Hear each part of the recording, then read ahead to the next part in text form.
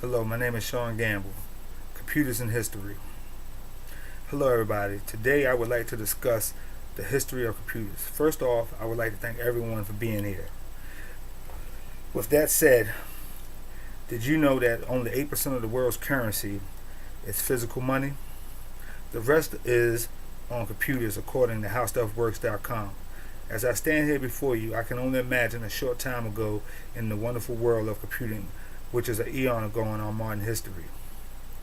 1977 to be exact, when an entrepreneur named Ken Austin said there is no reason for anyone to want a computer in their home.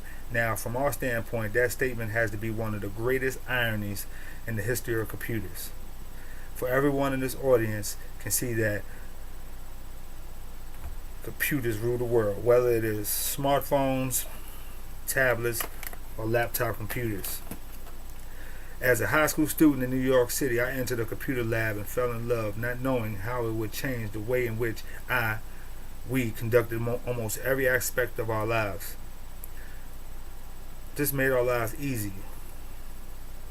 There's no question that computers have made life easier, and somehow they have thoroughly integrated into our daily lives like a cyborg from Star Trek, where resistance is futile.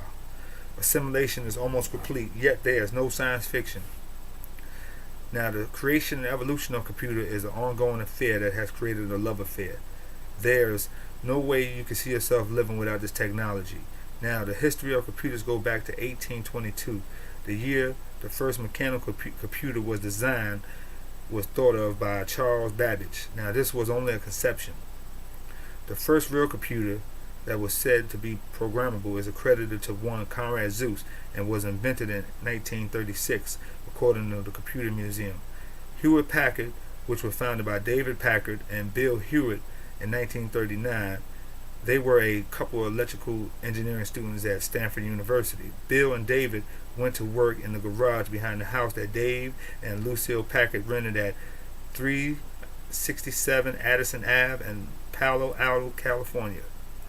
On January 1st, 1939, they created the Hewlett Packard Company with $538, which is the same as $8,955.74 today.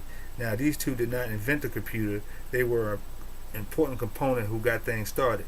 Now, who invented the computer is not a question with a simple answer. The real answer is that there are many inventors who have contributed to the history of computers. Seeing that a computer is a complex piece of machinery made up of many parts, each which can be considered a separate invention. The word computer once referred to a person with the task of routine calculations.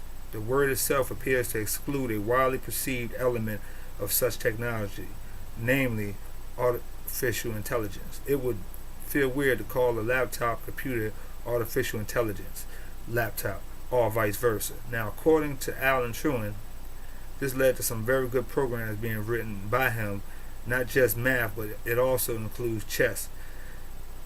When there was a transition from analog to digital computers, this was a fundamental interchange among computing, allowing for more complex problems to be solved in a much easier manner. Like I said, Conrad Zuse is accredited with creating the first freely programmable computer. This was 1936, 3 years before Hewlett Packard even started their company. In 1942, the ABC computer was created by John and Clifford. 1944 saw the rise of the Harvard Mark I computer. The computer is coming along just fine, and like a comic bang, we get is what to become the computer's greatest friend in 1947, 1948. We get the transistor. This tiny invention will no doubt affect history. There are many more breakthroughs to come, but let's jump ahead to 1971, the year I was born. This was a fantastic year for the computer. We'll grow. The first microprocessor is born, as well as the floppy disk. Now that is progress. Things are really getting exciting in the computer world, and there's only 2 years Robert Metcalfe and Xerox invent networking. This is the first steps to the World Wide Web. Things do not warm up again until Apple's Lisa computer. The first home computer with a GUI, graphical user interface, making working with your computer more friendly, as well as making way for such things as Facebook. Now, as I quoted, there's no reason anyone would want a computer in their home. It has to be the all-time and proper prediction. As you will see around us, computers are at work in our daily lives. Now, the future of computers looks bright.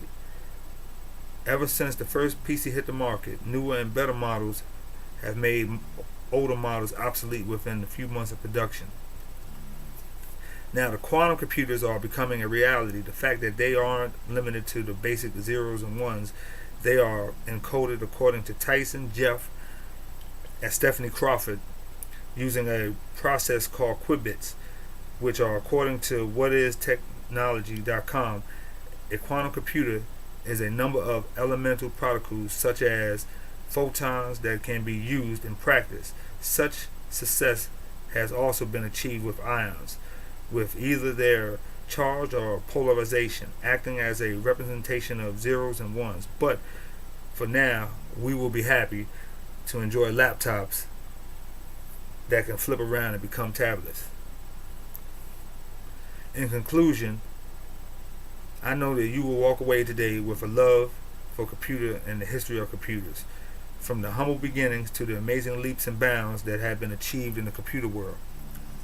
The future holds many wonderful inventions yet to come to pass in our lifetime.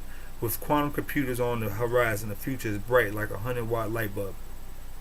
Hopefully, we will get to see the full potential of these new supercomputers in the future,